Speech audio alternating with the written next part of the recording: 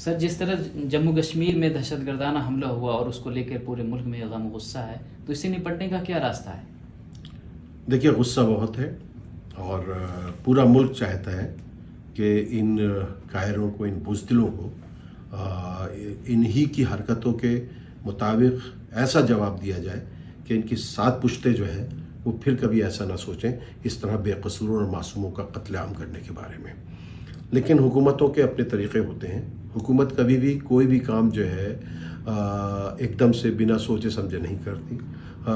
ہمیں پورا یقین ہے اپنی حکومت پر، کیونکہ اس حکومت پر سبھی نے، تمام سیاسی جماعتوں نے بھی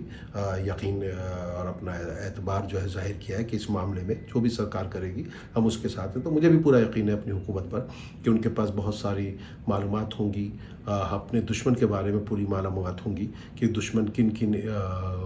ایریاز میں جو ہے کمزور ہے، کس میدان میں اس کی کمزوری ہے، کہاں اس کو جواب دیا جا سکتا ہے، کیسے اسے جواب دیا جا سکتا ہے اور کس وقت جواب دیا جا سکتا ہے۔ تو حکومت کے پاس وہ سارے طریقے موجود ہیں اور ہمیں پاکستان کو پوری دنیا کے سامنے بے نقاب کرنا ہے کہ وہ دہشت کی جو فیکٹری ہے وہ بند ہو جائے، کیونکہ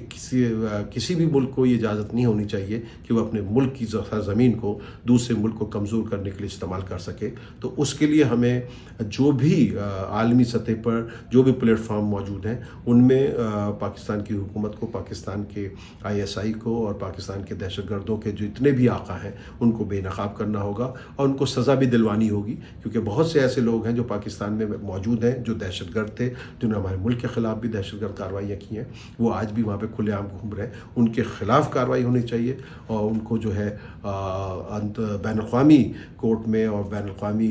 لاء کے مطابق ان کو سزا ملنی چاہیے اگر پاکستانی حکومت ان کو سزا دینے میں جو ہے آناکانی کرتی ہے۔ اور یہ جو دہشت گرد ہے جنہوں نے اس طرح کی کارروائی کی ہے، ان کو ڈھونڈ کے ان کے انجام تک پہنچانا ہوگا، اور جنہوں نے بھی ان کو سپورٹ کیا ہے لوکل لیول پہ، مقامی طور پر بھی، ان کے خلاف بھی کارروائی ہونی چاہیے۔ اور اس کا اثر جو ہے عام کشمیریوں کی زندگی پر نہیں پڑنا چاہیے۔ ان کی جو روزمرہ کی زندگی ہے، جو ان کے جو کاروبار ہیں، جو کہ سیاحت ان کی کاروبار کی ایک ریڑھ کی ہڈی ہے، اس پہ جو چوٹ پہنچی ہے، پورے ملک کو اس بارے میں ایک بار غور کرنا چاہیے اور حکومت کو جو سیاح وہاں جائیں ان کے لیے مناسب حفاظتی انتظامات کرنے چاہیے، اور وہاں کی جو ہے مجھے لگتا ہے کہ سیاحت رکنی نہیں چاہیے۔ جو بھی ہے لوگ سوچیں اور کس طریقے سے وہاں پہ سب کے لیے حفاظتی بندوبست ہو اور کام ہو، مجھے لگتا ہے